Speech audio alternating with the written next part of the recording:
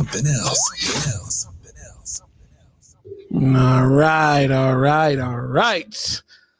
Welcome to We Got Something Else, episode 193.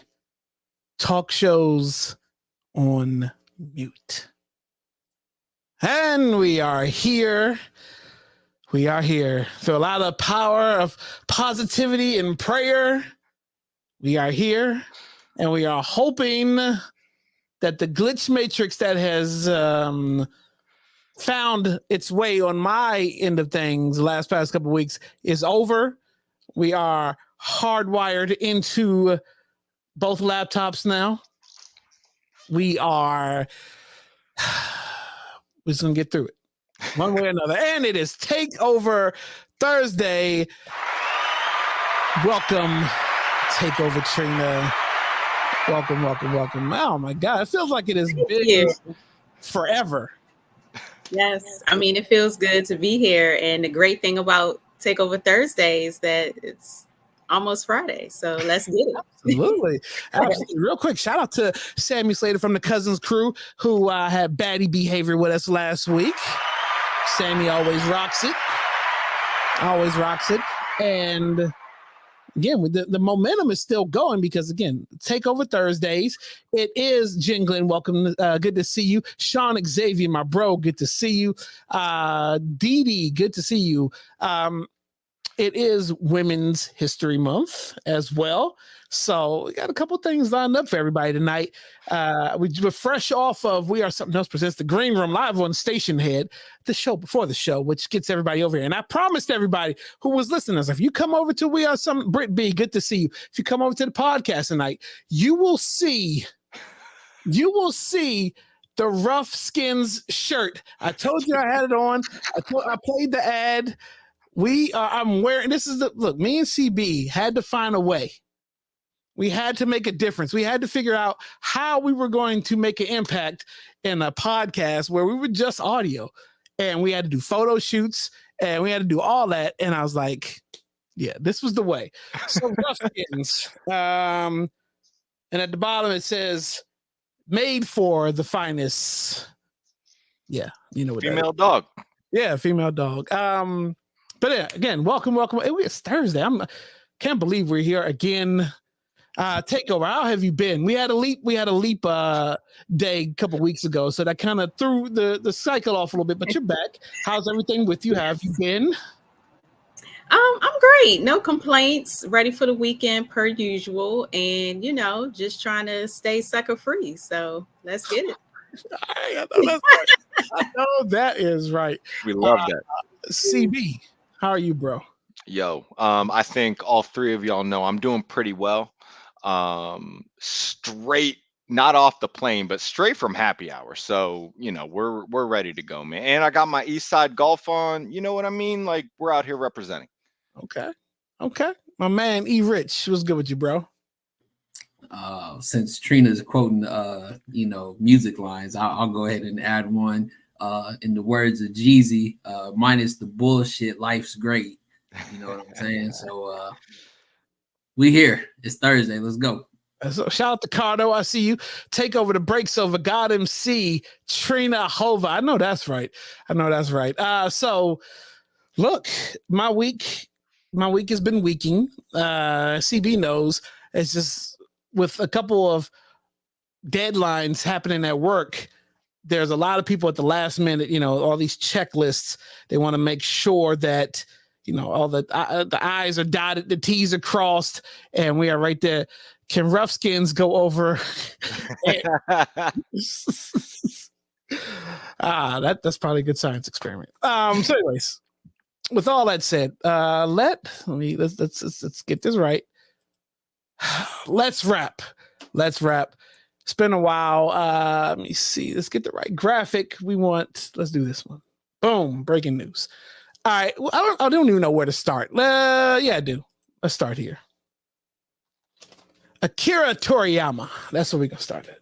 And I got the correct pronunciation from my bro CB. He confirmed that I was saying it right. You checked with the Asian delegation. He can do that. I'm outside looking in, but I'm close. Sammy, good to see you. Akira Toriyama passed away at the age of 68 on March 1st. Now, who is Akira Toriyama? Now, if you don't know who these graphics are, who that gentleman is, most famous for creating Dragon Ball Z. If you're in anime, you know what Dragon Ball Z is. Even if you're not in anime, Dragon Ball Z has crossed your path at some point in your life through the various collaborations within the culture that Dragon Ball Z has had. We'll get there in a second. First achieved mainstream recognition for creating the popular manga series Dr. Slump. Now, for those, again, in that realm of anime and cartooning, you know who the series Dr. Slump is. Also character design for several popular video games, Dragon Quest, Chron Trigger, Chron Trigger, and Blue Dragon. Okay. Dragon Ball Z, one of the most popular manga series in the world, sold over 260 million copies worldwide. Now, that's just copies of the DVDs. Again, Dragon Ball Z is been influential in a bunch of different ways, bunch of different things. Dragon Ball Z is everywhere. Popular collab, Dragon Ball Z in 2018, when they collabed with Adidas. Yep. And I'm gonna pass a question to one of my bros in a second about that.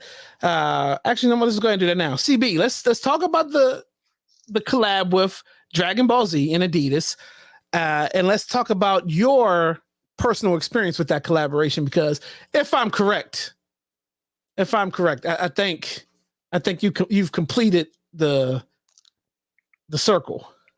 Yeah, the set is complete.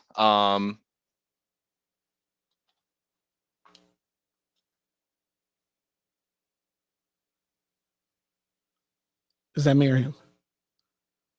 Okay, that's for once. Oh, no, wait a minute. Who was that? Bruh. Was that me or was that CB? Nah, that was me. How was you that time? Okay. Are you back? Let's try this again. CB, tell us about. I hope I'm back. Let's talk about the Adidas collaboration that Akira Toriyama and Dragon Ball Z had with Adidas. Let's talk about it. Yeah. Sorry, that first go around, but yeah, no, I've completed the set. And this was dope, man. 2018. It's crazy to think that it was actually that long ago. Because I didn't complete the set until I think it was last year. But what was cool is so they gave the major characters each their own shoe. So Goku, Vegeta, Gohan, Shenron, Trunks, like a lot of the main characters got Frieza, Cell, Majin Buu, like the main characters got a shoe, and it was based off of some of the most iconic battles that good to see you. Anime had. So Goku versus Frieza, Gohan versus Cell, Vegeta versus Majin Buu, and then you had Shenron, the dragon that comes out from the Dragon Balls when you collect them all together. He got his own. He actually got two pairs. But so what was really dope about this collaboration is that if you collected all of the shoes, the boxes create an image if you stack them on top of each other. And I mean, this was an essential part of like my childhood, like my preteens, my early teens. Like Dragon Ball Z was huge on Toonami on Cartoon Network. Like the way that it worked out for me at that age, like I would get home from school right when that was like getting ready to start. So I would get my homework done, and then it was time to watch Dragon Ball Z, and me and my brother would annoy the shit out of our mom and both of our sisters because we became fucking karate, MMA fighters, bro. Like that's what it was when we were watching the show, and it was, just an essential part of our childhood. It was so much fun just to watch, and all of our friends at school, watch the show. So you come to school at lunch, that's all you're talking about. Those are core memories growing up and everything like that. So the collaboration was dope. I know you remember I went through a hunt for all of the pairs because some of them were easy to get and some of them were very difficult to get. And then also making sure that you found the pairs for the prices that you were willing to pay. Like that was always part of the whole journey. So all of us sneakerheads tend to know that like it's the chase. There's part of the chase when there's like a shoe Sneaker or, high, yeah. a collaboration that you're going after and everything. And this was dope because it actually, you collect all the boxes, it creates an image, it's a built-in display, so that was dope. And I know that Kaleo, because you were there the entire time, like I was going through it trying to get some of those pairs, bro. Yep. Real quick before we move over to Takeover, I know you collect cards as well. Were you a Dragon Ball Z card collector? So I did collect like comic book cards and stuff like that, but I never actually had like Dragon Ball Z or manga cards. Like for me, it was more about watching the shows. But you better believe, at least to this day, the football card collection is pretty well stocked. Okay. Takeover.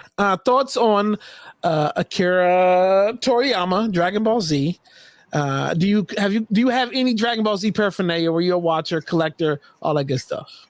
Okay, so full transparency, no, I'm not a big anime person. The fam, the kids, they're all into anime. So, but legends never really die. And so I was familiar with his work, what he brought to the culture. I mean, you're talking about a guy who, in my opinion, he was a creative genius that covered many generations, many ages.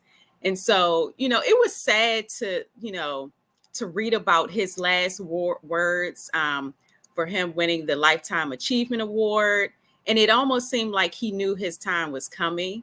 And so I'm just curious to see, and I probably will start watching more because I want to see what the next generation is going to do, how they're going to pick up from where he left off and his brand and continue it forward. So. All right. Okay. E, thoughts on Akira Toriyama? Same questions. Are you a Dragon Ball Z fan, collector of anything? Do you have any paraphernalia? Do you have any of the shoes? Don't have the shoes. Got a couple shirts. Majin Buu was, I guess, my favorite just because of his name. Call him Boo Boo. But like really at the end of the day, like, so if you go, especially if you shout out to the HBCUs, but Morgan State, you either had Smash Brothers, Super Smash Brother tournaments, you had Space tournaments, you had Dominoes tournaments, and all in the background was Dragon Ball Z playing at the same time. So it was a culture thing at the end of the day. And for you talking about references in rap, you talk about references to the culture of sneakers.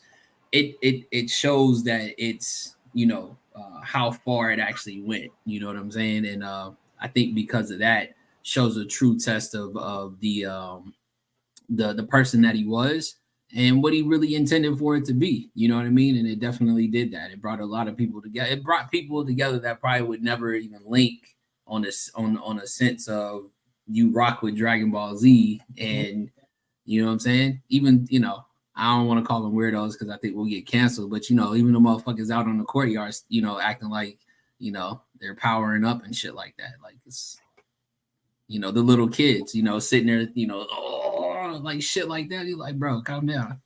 You know what I'm saying? Punch you in your forehead and you stop all of that. All right. No, I think definitely for the culture.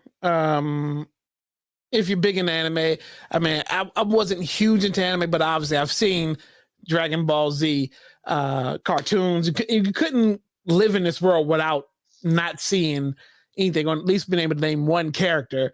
And like you said, with the variety of colors that they represent, and they were for sneakerheads for sure, because any Dragon Ball Z shirt or paraphernalia or hoodie, I've seen some dope hoodies. And you got a pair of shoes, you want to rock with those for sure. So this guy was 68 Now I was looking at pictures. This guy didn't look 68 at all, right? So it can be politically correct, and the right person has to say it because I'm not going to say it. I'm gonna give you a segue, and then I'm gonna bring the person up that should make this comment because I'm gonna say, most of the time they say black don't crack. Now, what do they say? What do they say, CB? They say that Asian don't raisin. Okay, now see, I knew he would know where I was gonna go with that. And he's the right person. I mean, outside I say that shit fucking every day. He does say it. All right. So again, shout out to Akira Toriyama. All right. It is Women's History Month. So let's talk about some dope women, or at least one dope woman. Let's talk about Dawn Staley and the South Carolina women's basketball team. Now, before we get to the game, let's talk about it's been 736 days since South Carolina lost the regular season game. 736 days, right? Dawn Staley is the two-time reigning Naismith Coach of the Year. She's won the award three out of the last 4 seasons. That just goes to show you how dope she is as a coach. First of all, she was a dope-ass basketball player.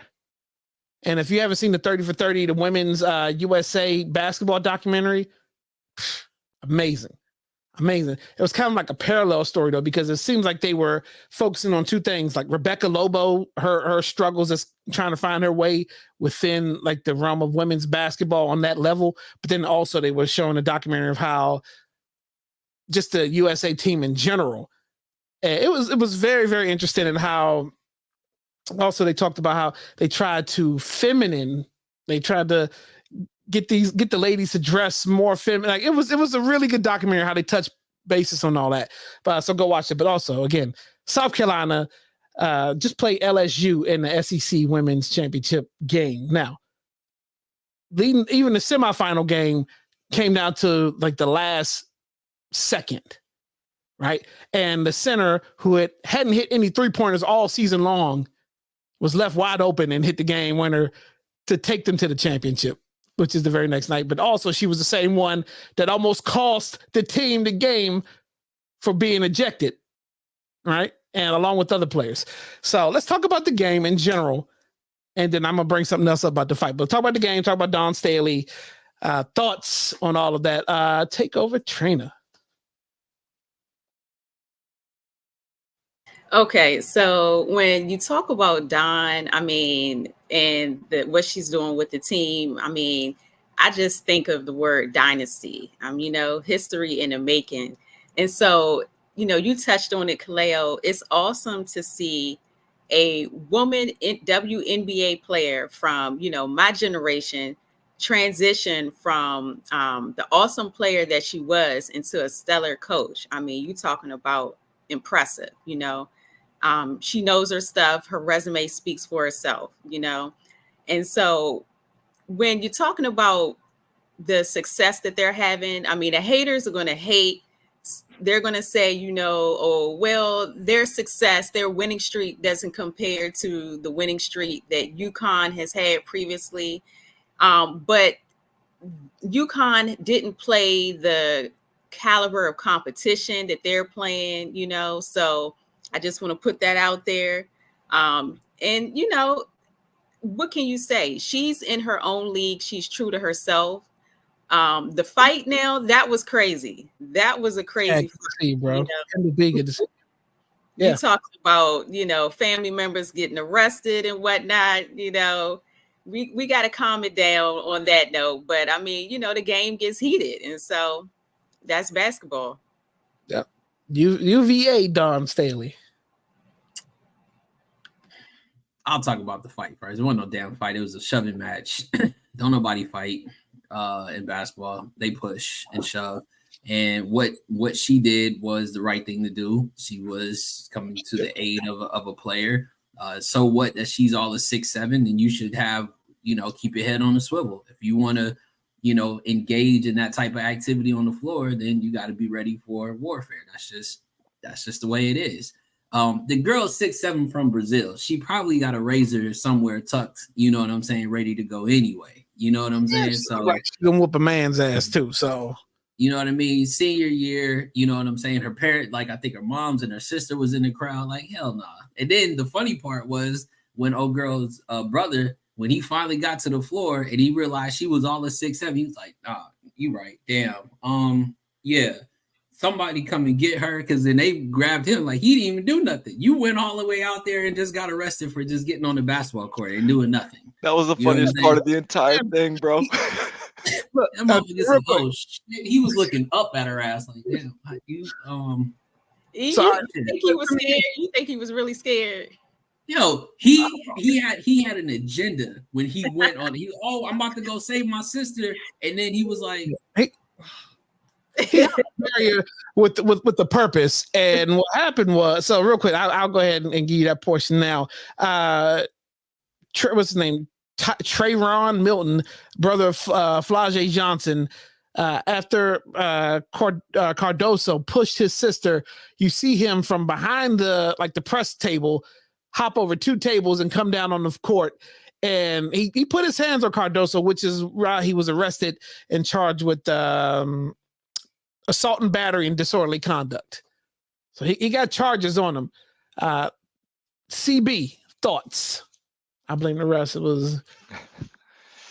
Yeah. No, I mean, you know, BBW they bring up a good point. Like, it is on the refs to be keeping control of the environment. Like, and that's something that as sports fans, we can find plenty of examples where that doesn't happen on the regular. So we know that it is an expectation, but we also don't actually expect it. You know what I mean? I don't think we were necessarily surprised about the shoving match. And he couldn't have put it any better. But Dawn is a fucking legend, man. She is her. Like, she's like that. It's funny because we did grow up in that era where the women's basketball team, like for the US, like actually made headlines and stuff like that. You know what I mean? And Dawn was part of that. Like, that was that first wave of those ladies that really dominated. They allowed women's basketball in the Olympics and all that stuff. Like, and they went out there and they dominated. And Dawn was one of those people. And the fact that she's such a figure in the game nowadays just goes, like, it's just a testament to like her dedication to the game. And she continues to, in all honesty, she's a good example for the young ladies out there, man. So like, this is dope. She's accomplished a lot, and there's more to be done. So, okay. It's kind of like the segue, and we're going to go around. Real quick. You got to understand, like, you know, Trina brought it up about UConn. So she was able to dethrone UConn in the sense of Gino being like the, you know, like the face of women's college basketball. It was a dude. And then if you look at it, she lost. How many players that have been under her coaching that have gone to the WNBA? Arguably one of, if not the best player in the league right now, Asia Wilson, right? And then you sit there and you say she lost 2 lottery players last year and they're still undefeated. So you realize now it's like that cycle, right? They bought into her because they realized like she's going to put you in the best position. I mean, she got freshmen out there playing in tournament time that she believes in them that much, right? So that's when you into that moment of, a coach is going to be a coach, but when it's a player coach, at the end of the day, like, you're going to play for a coach that was a player for sure, hands down. True. No, she did be dressed like a hood AAU coach. So I got another round of questions. Well, one question in particular. Can Dawn, because I think Becky Hammond is done it somewhat. Can Dawn coach? Can she be the first female coach in the NBA? And get that respect from men? Sure, but I don't think she wants to. I think she already said she wouldn't want to go over there. Right. Why? First of all, she's the highest paid college coach now, and we already know what the endorsements is looking like. And with her selling out arenas or her the stadium in South Carolina, like, no, there's no point for her to go to the men's league to prove anything. I think even with Becky Hammond, they were saying like she would be the other one as well because of the tutelage. But it's who they play, how they played the game. Like, it ain't even got nothing to do about their name. It's what they did initially in the game that they played. And yeah, coaching is a part of it, but I think they got to stay in that lane because you want to create more females, young ladies that want to go play for them and actually learn to play the game the right way. Because we definitely had those first few years in the WNBA it was tough to watch. Let's be honest. If it wasn't Houston or LA, we wasn't really trying to watch no games. And our money brought up the money too. I'm talking past the money aspect. Sometimes money doesn't matter. Sometimes by the point you want to prove to yourself. Takeover CB. Could you see Dawn being a successful coach in the NBA? We all know she probably would coach. Could she be successful as a head coach in the NBA? I mean, yeah, I could see it. Her talent, the skill is there. But like he said, I think she wants to really stand with women and keep the movement going for women's basketball. So I don't know if she said that she would or wouldn't, but just knowing her and her personality, her mission, I think she wants to, stay in her arena and do what she does best and, work with the ladies, the women, and propel them forward. So nothing wrong with that. No, not at all. CB? I mean, I definitely believe she could be successful if that was what she wanted to do. You know what I mean? Like in general, I think we all know from our own personal experience that if you have a coach that you really want to play for, like that's where results come from. You know what I mean? Like you're generally not winning a whole bunch of games in most sports when you don't care about who it is that you're playing for. You know what I mean? Like if you're winning despite the coach, like that's kind of crazy. So Dawn's someone who rallies the troops. Like right now, all these young ladies want to play for her. You know what I mean? They want to give their best. They want to go out there, give 100%. I have no concerns that she wouldn't have the same response on, the NBA side of things. Like she knows ball. And if you know ball, that's the most important thing, right? Like that's what you respect. And she knows ball. So I don't think there would be any issues from that standpoint. She's also got like a crazy sneaker game. So if anyone was trying to really step to her, that like she's good. You know what I mean? So it really just comes down to her want to and whether that's something she wants to pursue, because like we've already said, she can actually continue to keep building the women's game up, like being a beacon for that. But if the opportunity were to present itself where whatever impact it would be greatest if she was to make that move, I think she would make that move if it came down to that. Ultimately, she's going to do, what's best for the game in general. Right. Are we being PC tonight? Well, you're in the comments, so you can say what you need to say in the comment section for sure. All right. I was just wondering. This is just another level of the question of what people think. I mean, all right. I hadn't done this in a while, and I haven't had this segment because I didn't think I'd have to do it. But you know what? There's always one. There's always one that makes you want to do it. Take that comment down real quick, CB, so you can get the full gist of what's happening right here. I didn't think I'd have to bring back the TNRH, but how long has it been? Like it's been how many episodes have we gone without having to go since I've done the TNRH segment? But this one right here makes me want to do it again. Now, TNRH, Kendall got it. Anissa got it. So sometimes this goes without explaining. I don't even have to give clues. Exactly. So TNRH. Here we go. Brooklyn pastor. This is from CNN, by the way. I have to quote my sources. Brooklyn pastor Bling Bishop found guilty of spending $90,000 of his parishioners' savings on luxury goods. You don't say. That's my pastor. Is that what you said? He going underneath the jail for sure. Flashy jewelry wearing Brooklyn pastor was convicted Monday in federal court of using a parishioner's retirement savings and trying to extort a businessman while touting he had connections with the New York City mayor. Okay. Lamar Whitehead, nicknamed Bling Bishop, is a pastor of the Leaders of Tomorrow International Ministries.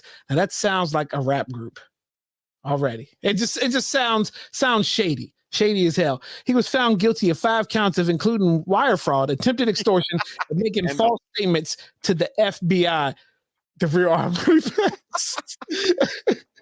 The convictions are from 3 separate schemes. This guy's just running schemes. You can't do that. No, unfortunately, you can't. Not with this guy's skin color. You can't do it. Other people can. Whitehead, known for his Louis Vuitton suits and his extravagant jewelry, also made headlines in 2022 when he said that he and his wife were robbed of $1 million worth of jewelry at their church. Now, let's just stop right there. Why is my pastor wearing $1 million worth of jewelry? Right. And that's also, so do y'all remember that video? We talked about the video here on the episode. We even showed it where he got robbed in the middle of a service, but then there's like a drummer or somebody just sitting right there. No one, he's the only one making a move in front of the camera. And I was like, something seems off about this video, because why is he the only one that looks scared? The guy sitting down looks like he's part of it too. Like, it just felt weird. So anyways, and then why is my pastor wearing Louis Vuitton suits? Why? All right. So unanimous jury found Whitehead abused his trust placed to him by his parishioners, tried to obtain fraudulent loan using fake bank records, bullied a businessman for $5,000, tried to defraud him out of more than tried to defraud him out of far more, and lied to federal agents. U.S. Attorney, Southern District, New York, Damon Williams said. So yes, like our money said, this guy is going under the jail. It was only a matter of time, because 50 Cent started talking about this guy. He said he knew him personally. I don't know if you remember that after the video of the robbery. And the guy was like toting from, he was doing videos from his Rolls Royce. Now, if I walked into a church and I saw my pastor dressed like this with peach round glasses and was that a Fendi suit or whatever, and had $1 million worth of jewelry on, yeah, just something seems a little off. Let's go to the resident PK, and let's talk about this. Are you happy that they finally got their man? That's on them. This fool, like I said, he as people say, there's a special place in that blue place for him after the fact. Anyway, listen, man, at the end of the day, I've said it before because we've talked about certain things. It's cats like this that make it that much harder for people to believe in the church or to believe in certain dynamics of it. Shit, my pops has been preaching for I think he's like on like some 45, 50 years type shit. You know what I'm saying? And damn, pops been on that long? Yeah, right. Wow. And if you look at it from the sense of all the people that he's helped out, and things of that nature, that's why it's like it's always a tough subject to kind of look at this, because everybody puts the onus on this is why I don't go to church. And it's funny that that's always the first initial ditch effort to say this is why I don't go. As if you still don't go to that damn supermarket that still ripped you off, or that you don't go to that damn food place that you still complain about, that you still spend your money at. You know what I'm saying? So it is what it is. But it's people like this that really make it hard for the ones that are really truly out there helping people and helping their communities and putting shit together to where it's a family oriented. People go to church for a reason, bro. And him extorting people only makes it worse. And then, we can get into the aspect of it's our own people that do it to ourselves. But we all know it also does it on the other side too. But they like to highlight us in the media more, of course. Well, the other side they aren't as flashy. Theirs is a little less in your face with it. This guy is definitely in your face with his antics. And you got these mega church people, they're a little more shifty. That's a word for the other side. They're a little more shifty with their funds and their dynamic of how they spend that money. And he's not the only one that dresses like that. We all know there's other pastors that are very flashy. Let's say one that rhymes with Samal Bryant. And I mean. And I was going to say, like, maybe Joel Olstein or whatever doesn't like wear Fendi suits or whatever, but I'm pretty sure he's in a much significant more significant tax bracket than we are. You know what I mean? Like, Oh, he said Joel Osteen's name. bruh, you know what I mean? So, um, dog, like this kind of stuff, like E laid it out. This kind of stuff really just puts a bad name on, like, and it gives an easy out for the people that want to have an excuse to not care about faith and not be involved. Like, this just gives an easy out.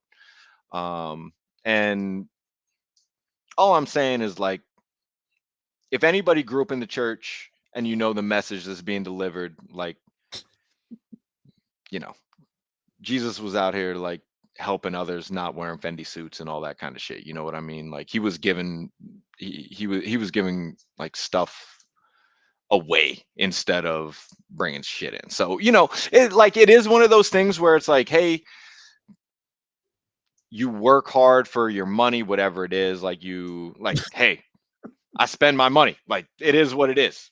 I got a sneaker collection, man. Like, it's not reasonable. Like, it's not. I understand that, like, it's not reasonable what I'm doing. Maybe it's fair, maybe it's not. But when you're supposed to be a person of the faith, it's almost like you're supposed to be held to a higher standard. You know what I mean? And like, absolutely, like, you're supposed to be able to relate to the congregation and everything. Like, that's what Jesus did, right? He related to the people. That, like you said, Kaleo, like, it's sending the wrong message just from the jump. And he laid it out already, man. So, like, it's disappointing, and it honestly just it's just angering, because we understand that in the grand scheme of things, the message that's trying to be shared is the right one. It's just being delivered the wrong way here. And that's always the issue. But that's Creflo, right? That wanted the jet, right? Was that one of those dudes?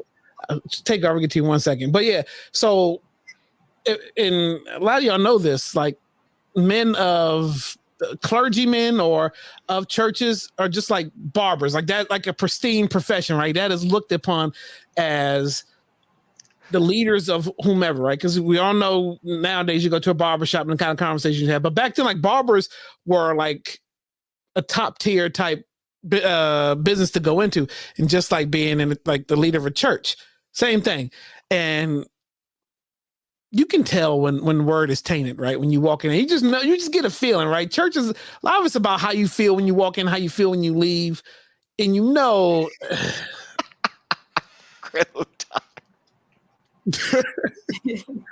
that was Creflo that wanted the jet or the. Go ahead, take over. I mean, talking about this guy, I mean, so I have a scripture for everyone. Beware of false prophets that wear Fendi clothing. Okay, that's Cat Williams 15 verse 3. Okay, I mean, this guy, I mean, he looks absolutely tacky in some of his outfits. He did have one picture where he had on a nice Fendi shirt in the photo, but he finna go underneath the jail. Okay, I mean, church pastors and men, of religion are generally trying to help their congregation. They're trying to help the community. And in the age of these scammers and these new age scammers, I mean, unfortunately, we're going to probably see more, scamming like this. But I just don't like the fact that he was taking advantage of the elderly.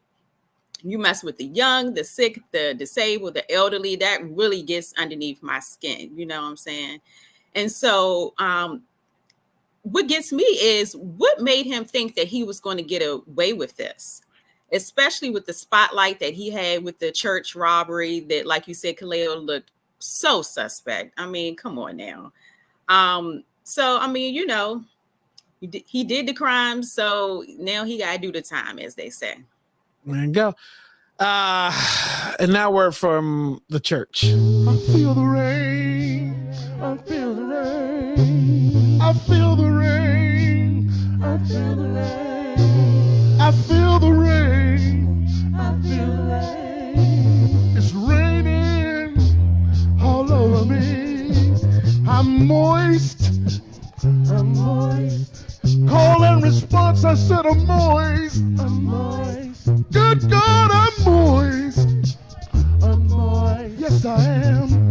Rain all over me. I'm saturated. I'm saturated. Oh my god, that's my beatboxing to that. Like every time I watch it, I try to notice something different. It feels like somebody was beatboxing that song. Okay. You know where we're gonna go? We'll skip TikTok. Nobody really care about TikTok. Is TikTok going away? Yeah, I don't know. I mean, United States don't want you to have TikTok because China's in charge of it.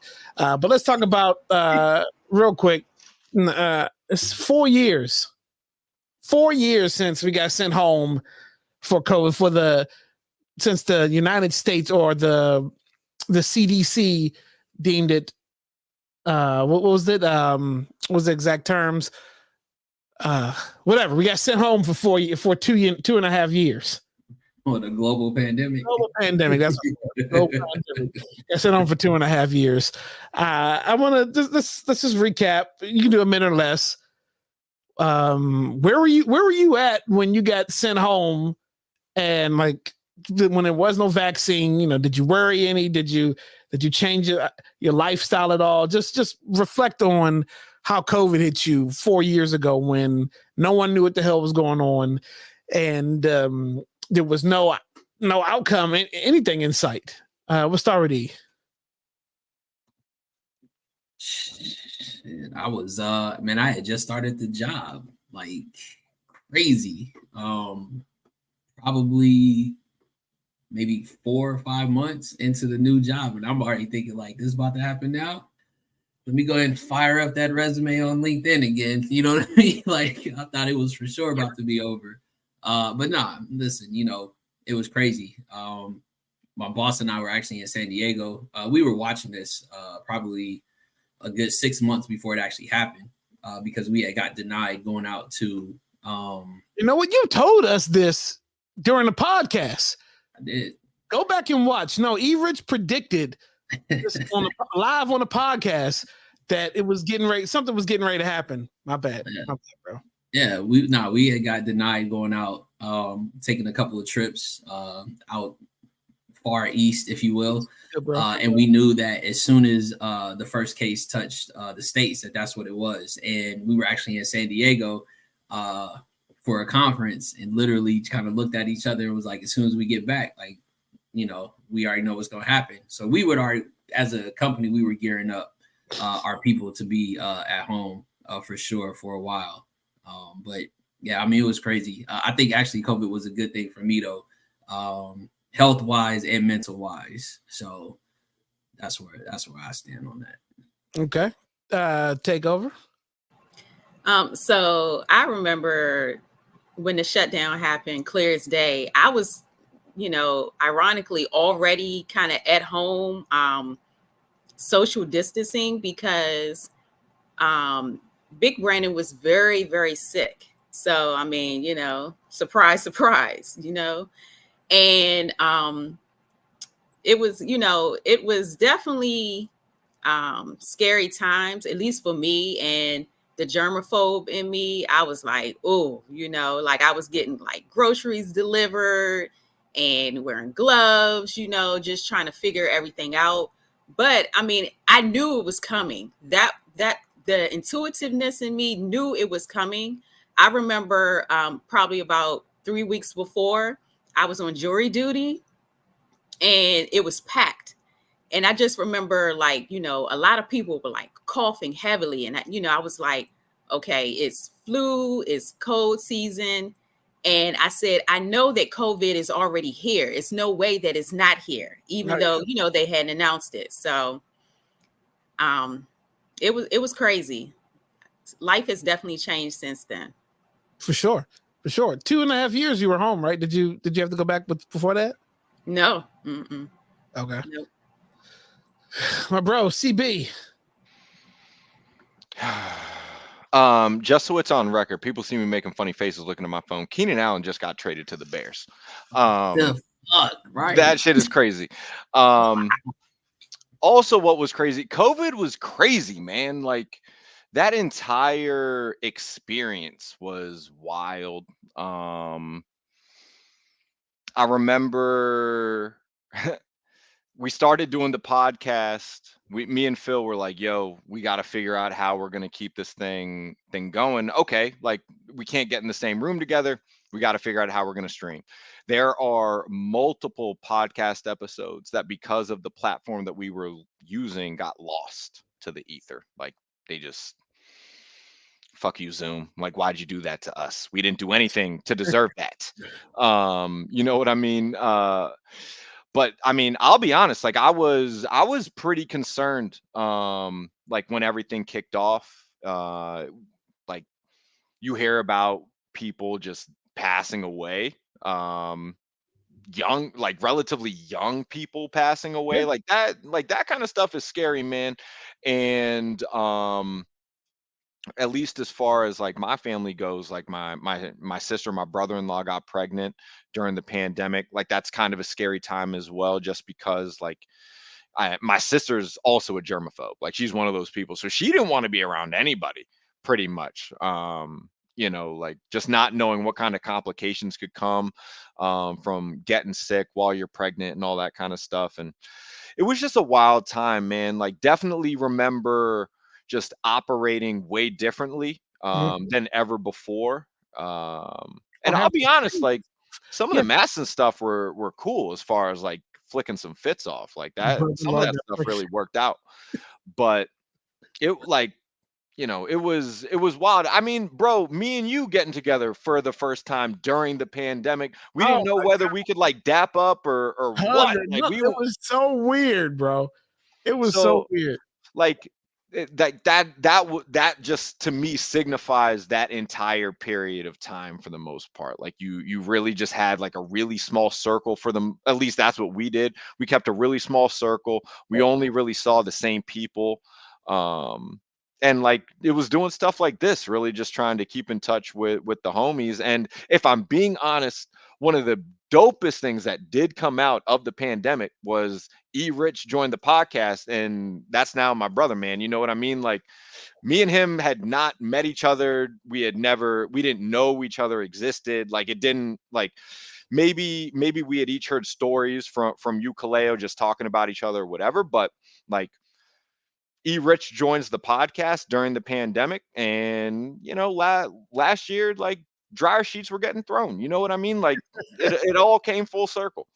Yeah, no, I'm reading the comments, and a lot of people have different experiences. You know, similar but different experiences because everybody's was unique during this time during the pandemic. And I just remember I was still going to work, and like a lot of people were getting sent home. And one day, my new supervisor walked by my desk and said, "Why are you still here?" I was like, "Because nobody told me to go home." He was, "Oh, well, go home. Somebody contacts you." Like, "Oh, wow." And so I'll start with like some of the uncertainty, right? Because we didn't know what was really happening. And we do know that someone in our office got sick, right? And then someone else in our office was in contact with that person in another office.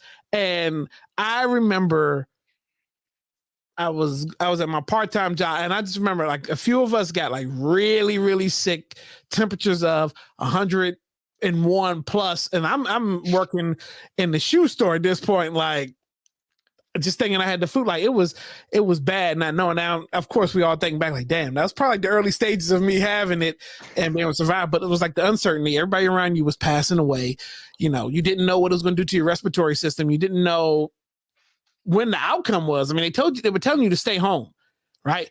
People are out here just treating it like a big vacation, but no, like to the point where at some point there was conversations that, you know, perhaps not martial law, but they were going to shut down like people coming out the house, period, just so they can get rid of it. Because didn't China go into complete shutdown for 2 weeks, and they saw like some of the results clear It up, was but Korea, I think. It was like Korea. one of those. Yeah. It was a weird time, and you don't realize, damn, we were home for 2 years. Just goes to show you how fast or slow time moves, right? 2 years. And we've been back for 2 years at this point, right? And like I said, some of the dopest things that came out of this was it forced us, because we were looking into getting into video for the pod. we figured out how we made it happen, right? We made a way. When we started the Black Business Series, we saw how resilient people were and how resilient hell we are. Because look at us now. Our main thing is YouTube now, right? So it was just a crazy time, and like you said, it was just a weird. Like we had talked almost every day, had the pod every week, and then we saw each other in person. It was like the weirdest thing ever, bro. It was the weirdest thing ever. It's like hug, handshake. We don't even know like how do we do this, and it was just crazy that you can think about that now. There's a lot of stories that could probably come out of that. But the show must go on. And we are at, you know what? No, we're not quite there yet. Because you know what, CB, that's what it was. Here's the transition. Watch it. Watch this. Me and you met up for the first time after the pandemic, right? Because DC Shy Pie was getting ready to come on the show for the Black Business Series. True. You the pizza to your house. So shout out to DC Shy Pie, who is the official pizza that We Got Something Else podcast. Hit them up this weekend. Save 10%. WRSE10 on DC Shy Pie. You want to see the pie? And it is Pie Day. Today is 3/14. So get you some DC Shy Pie. Hit up Grant, Black Business Series alum, guest, official pizza We Have Something Else podcast. That's our guy. Such a wonderful dude. He was on the show recently. We'll get him back on here. Now. Where is it at? There we go.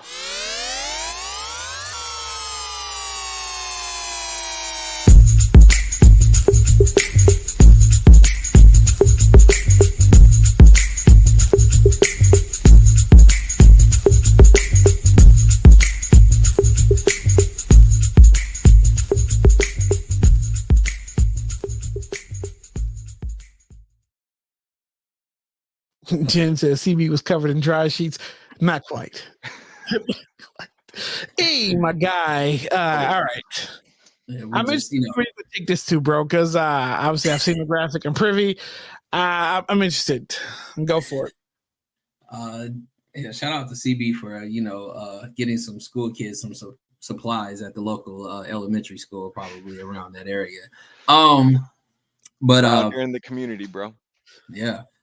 Speaking of which, so listen, there's like this whole craze on IG, if you will, about this show called Love is Blind, and a lot of people are talking about it. So it got me to thinking about certain things that, like, if in a couple stage, that kind of, if you will, make or break certain situations, if you will. And I think everybody has had at least one bad experience in what I'm asking about tonight. But do people still double date? And if they do you make sure that you only go out with the people that you can tolerate? Like, everybody has that one homie that got probably that annoying ass girlfriend, or that you got that one homegirl, Trina, you probably got that one homegirl that got that dude that just ain't shit, ain't never gonna be shit, and yet she's still with him, and you don't want to, you know what I'm saying? Like, it's just one of those things. I feel like the double dating scene has always been like iffy, right? You almost have to like who we going out with, right? Like, that's the question. Like, it's not what we trying to go eat, is who trying to go out. You know what I'm saying? So in this case, I know everybody got a short story in the sense of time, because we already had 55 minutes into the show. Just drop a quick, little something about your double dating experience in the comments. And then for the panel, is this a thing? Like, is this still like a workable thing? Like, is this like, yeah, like we got to double, like, do you have a set crew that you double date with, and then everybody else is like, nah, we ain't doing that with them? How's that go? I mean, yeah, 2024, bring on all the double dates. I'm the type, I'm an observer. So, I'm going to observe what you're doing, and then I'm going to talk about you in the car with my man, my man. So that's how that's going to go. But I mean, double dates are fun, especially you got to do it with the right people. I don't like people you go out and they want to send food back 50 million times. Oh my God. So yeah, we got to, be on the same wavelength, same vibe. All right. CB. it's funny how it usually works out that like if I'm double dating and it's because it's like one of my homies and his significant other, that shit's usually great for Chris. Um, when it's her decision and it's her friend and maybe they're like slum ass whoever it is, it's like, come on, man. Like, I gotta go through this. You're gonna put me through this. So in general, double dating is only fun when it's like really your core group and you know that everybody actually gets along and like everybody's cool like that, and then it's actually like really fun. For the most part nowadays, if I'm meeting up with any of the homies, it's great because they got kids and they got like other shit that I don't got to deal with, and I'm usually giving them a break. So it's like usually great nowadays for the most part. But um in general, I don't know, man. I was never really a big double date person. You know what I mean? If I'm on a date, I'm also on a mission. Okay. Look, so It's the straight face. You're gonna complicate that shit. On a mission. Gonna complicate that shit, man, with two other people. Get out of here. nah, You got to get his. somebody in the chat said double date when you're younger. Or was that you take up when you're younger is fun because you can do stuff like, you know, putt golf. You can, you know, hit a movie. You can do like stuff like that. And I remember my 20s. I think I remember double date. And if it's your friend, it's easy, right? Because you know your boy, and y'all can just have this just dope conversation about whatever, and you got your own inside jokes. Like me, we got our own inside jokes. We at the table, blah blah blah, whatever, you know. And they just sit next to each other, just trying to figure each other out, right? Me and he's having. I went on a double date, and it wasn't my folks, wasn't my people. It was her people's, right? And this guy couldn't have been more of a cornball ever. Like we had nothing in common. Like if I like football, this guy like there's nothing to talk about. He like table tennis. I'm like, what? Like it was just so odd. It was just weird. And then he was the one that sent the food back. Normally it's, you know, and I don't want to put this on women, but normally women are the ones that want to send the food back because it's not proper, right? It's not right. And that's not a bad Put thing. yourself on the solo cam real quick. Please put your shit on. It's not true. But anyways, he was the one that sent the food back. And the way he was complaining about the food, I was done. I was like, no. Whatever kind of liquids or bodily stuff you put in this guy's food when you bring it back, I'm done. I'll stop at McDonald's on the way home. So No, that's all right. Okay. Yeah, so the double date is for everybody. Double date is not for everybody.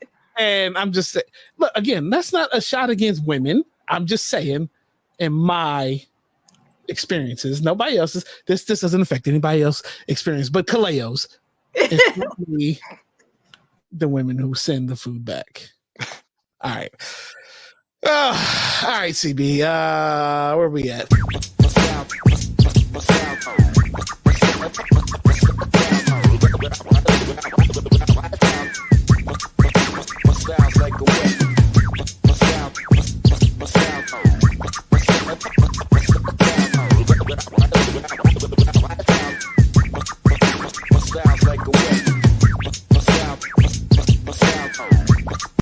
Real quick, Dimitri said, when you're a pretty couple and you're you're out with another pretty couple, it's magic. And he gave Katie as a as an example. All right, CB. As everybody knows, we changed it to Copper Chop. What do we have for that Copper Chop kicks this week? Oh, golly.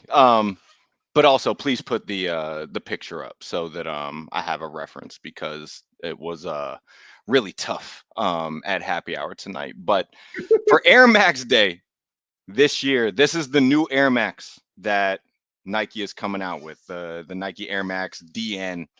I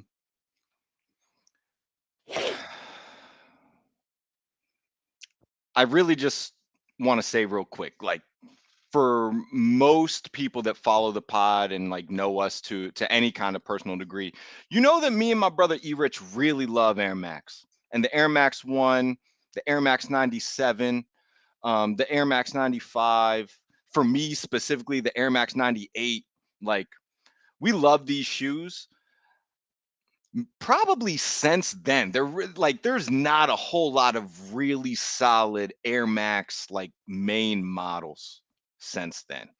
And I don't personally believe in 2024 that is changing at all. Like, the last couple of years, like, I know that they've tried to kind of like draw on some nostalgia with like the new Air Max models and stuff, but I just feel like they're not, the design just isn't hitting the same way.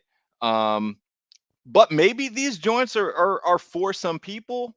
This is, the Air Max DN coming out on March 26th, Air Max Day. This is like the new Air Max that Nike's going to be dropping in honor of the annual event. Are y'all copping or chopping? For me personally, this Did we is get an a price easy point? chop. Off the top, I don't remember, but I think it's in like the 160 range. But even still, bro, like, it would need to be at least half of that for me to even be considering, like, Yep. hoping that there's another coupon that I could use. Like that's basically what it is. Like, I'm not a fan of these. I think Nike is, maybe it's just the new age or whatever, but none of the new Air Max models really have hit. The Vapor Max was all right, like, and some of the versions of the Vapor Max were all right, but for me, this is not it. Like, this is a chop, easy for me. But how are y'all feeling about these? You copping or chopping? Okay, so I'm gonna make it quick. For a little workout shoe, doing some light cardio, walking around the hood, I would, I wouldn't mind the black pair, maybe the white and blue.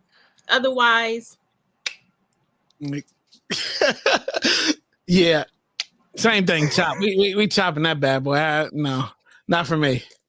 Chopping that shit, not for 160. Nope.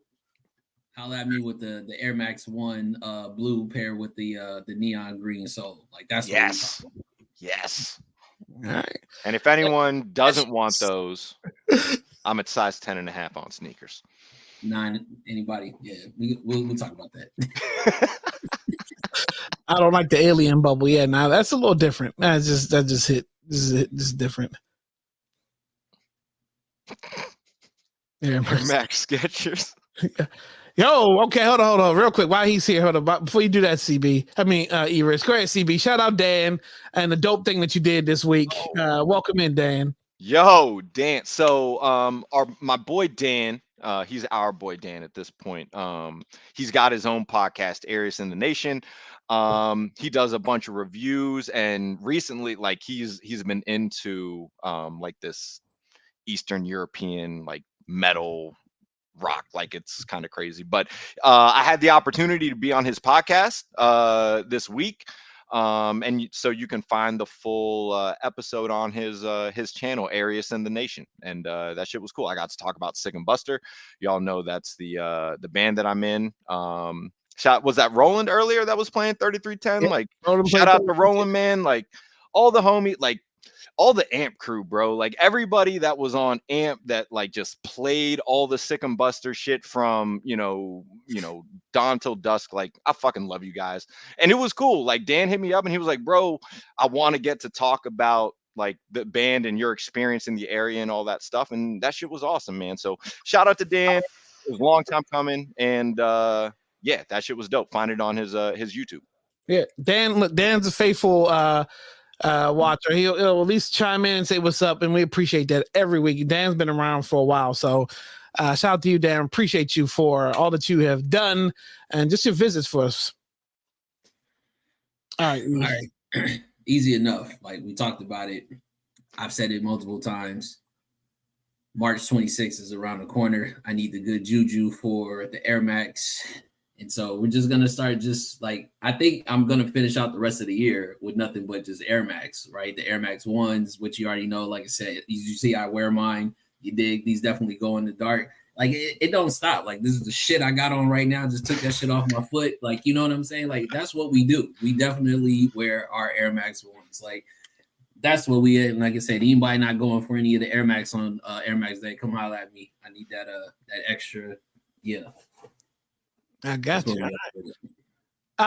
So okay, I got a couple things. I'm sure two items tonight. So now she would tell us not just about sneakers, but it's also about some things that we may have picked up along the way. And like, so I got a new toy, and CB knows. So I have been diligently working on my new Roland SP404 Mach 2 because yeah, your boy, if y'all didn't know, also pretty decent producer, and this piece of electronics, this equipment right here, is pretty dope. So been sitting here learning that, and hopefully pretty soon we'll get to the point where we can start producing from it. So that's that. But then also I'm gonna show some sneakers, and I've been trained. I've been looking at the computer screen tonight as my camera is not right here and not over here. So there we go. New Balances. So let me tell you. So shout out to Instagram ads because they know the algorithm of the places that I look at. And Survival Miami, they always send you shoes and new things that they got in stock. And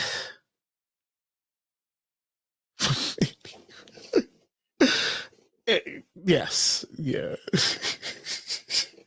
Shout out to Dimitri. So and I put 2 items in the cart. And I hit purchase on the wrong item because I didn't want these right away. But anyways, New Balances, 2002s.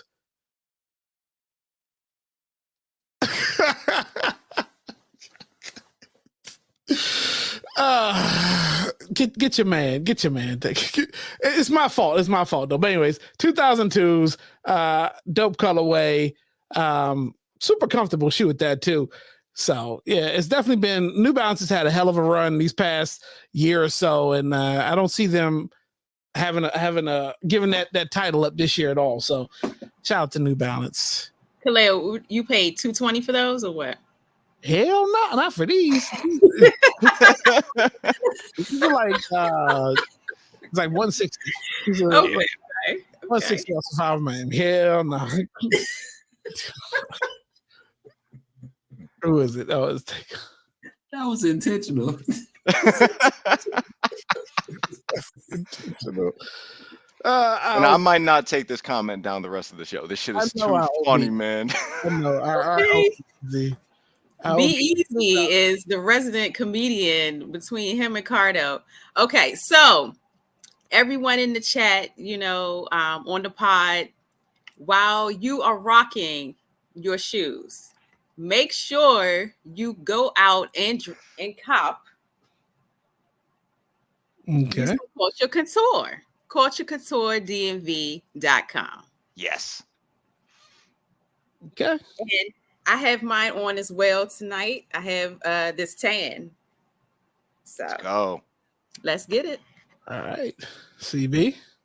Got to do it for the culture, man. I'm also showing 2 things. One, I'm also a victim of Instagram marketing.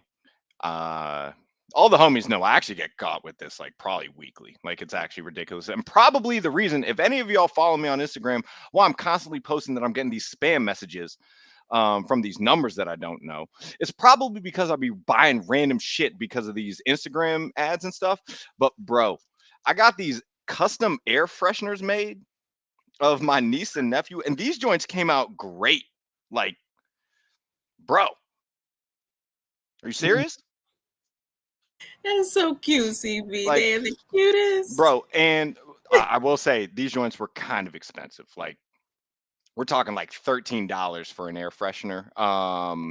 So kind of expensive, but those joints came out great. Yes. And I mean, y'all know my niece and nephew, they're like my favorite things ever. So that was an easy decision. Shout out to my baby sister Hannah. It was her birthday, and she got some of these for a present. But shoes, I told some of the homies I entered into a draw, didn't realize that I won until like a few days later. These are the Kith 1906s. Dope. See that on there. NB Kith, like. Now, so we all know 1906 is probably like the most popular at the point? Like what on the At least comfort for level? me right now. Comfort level. Oh, dude, these are great. You recently purchased a pair of 2002 Rs. Mm-hmm. The 1906 Rs have the exact same midsole.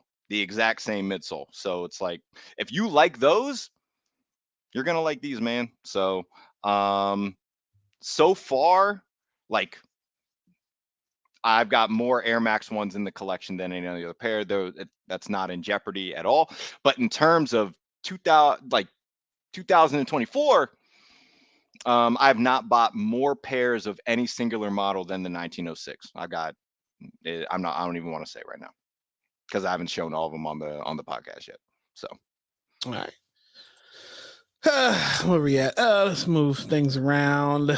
I was trying to be petty. I was trying to find Be Easy's sound drop and just drop it right now. I couldn't find it.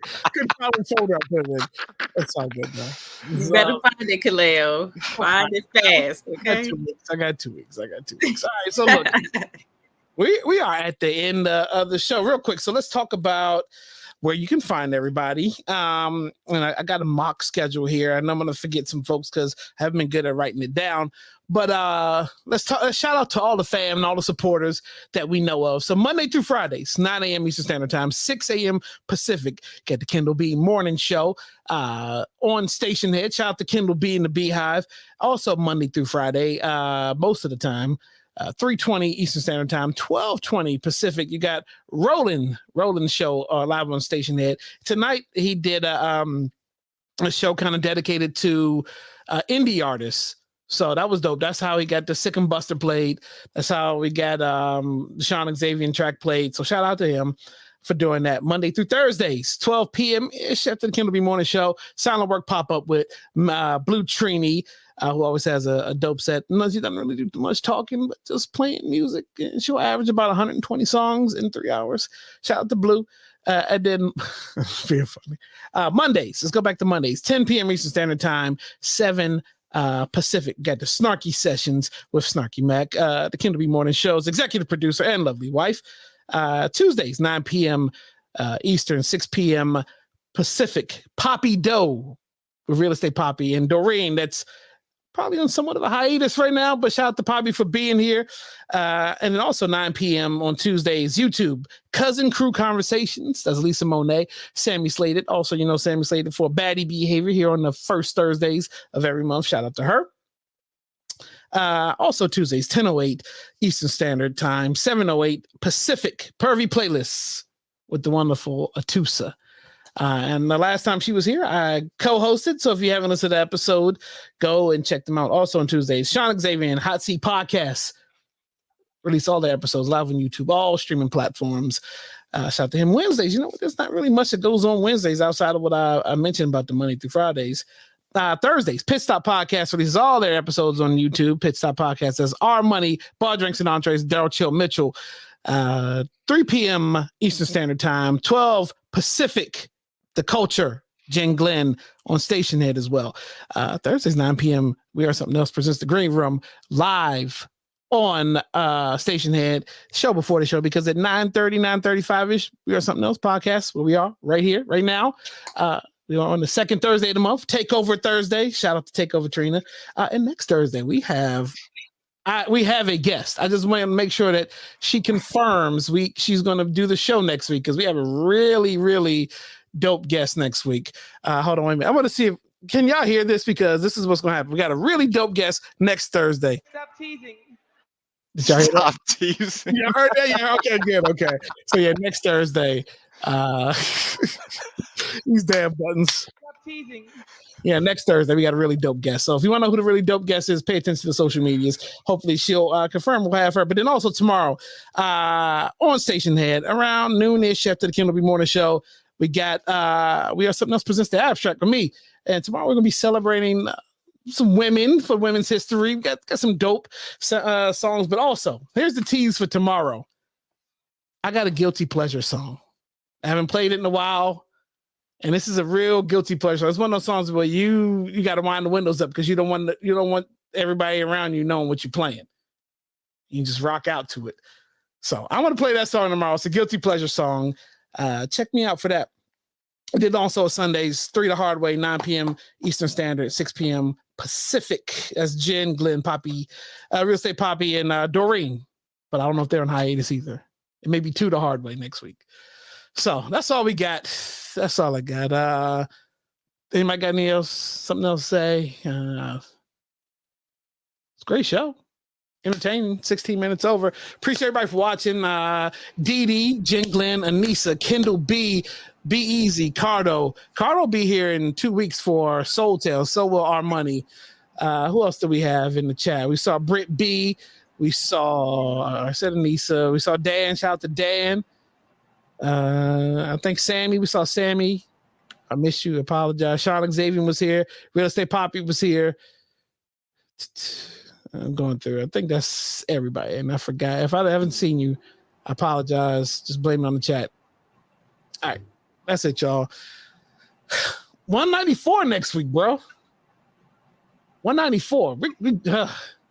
It's getting there. We got to figure out what we're going to do for 200. Yes. We got to have everybody that's ever been on the show on 200.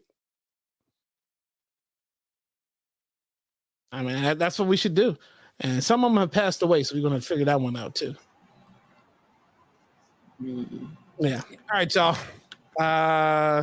Where's this button? I'm going to hit this button, and then we're going to be out of here. All right, y'all.